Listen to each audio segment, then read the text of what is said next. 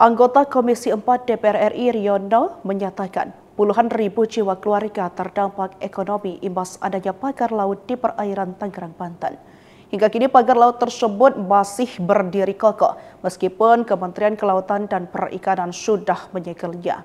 Data dari Dinas Kelautan dan Perikanan Banten menunjukkan terdapat 3.888 nelayan dan 502 pembudidaya di wilayah yang dibangun pagar tersebut.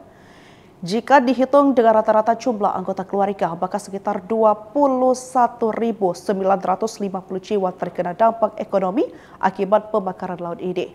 Di sisi lain, keberadaan pagar laut Tangerang juga berpotensi menyebabkan kerusakan ekologis secara luas. Ia menekankan pentingnya KKPRL bagi pihak-pihak yang memanfaatkan ruang laut lebih dari 30 hari. Untuk sementara, pembangunan pembakaran laut di Tangerang dihentikan dan disegel oleh KKP. Mengatakan penyegelan dilakukan atas instruksi Presiden Prabowo Subianto dan arahan Sakti.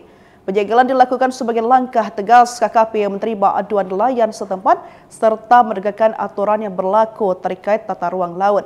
Pagar misterius membentang sepanjang 30,16 km mengagetkan banyak pihak. Pagar itu muncul di pesisir Kabupaten Tangerang, Provinsi Banten. Kepala Dinas Kelautan dan Perikanan Provinsi Banten, Eli Susyanti, seperti dikutip dari Kompas TV, Rabu 8 Januari 2025 mengatakan struktur pagar tersebut terbuat dari bambu atau cerucuk dengan ketinggian rata-rata 6 meter.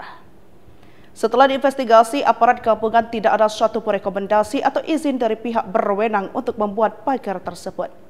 Kepala Perwakilan Ombudsman RI Wilayah Banten, Fadli Afriyadi, menyebut pemasangan pagar laut itu mempekerjakan masyarakat setempat pada malam hari dengan imbalan Rp100.000 per orang. Lebih lanjut, proses investigasi terus dilakukan, baik Ombudsman RI bersama DKP Banten berfokus untuk mengungkap dalang di balik aktivitas ini. Mantan Sekretaris BUMN Sedido pun juga turut menyoroti pagar laut misterius itu. Dikatakan misterius karena pemerintah tak tahu siapa pemiliknya.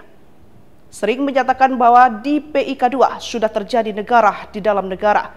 Bahwa yang ingin membantah bahwa itu tidak terjadi. Fakta menunjukkan ini di belakang saya. Ini sekitar 1-2 km itu terlihat laut yang sudah dipagar, kata Sedido di dalam video tersebut.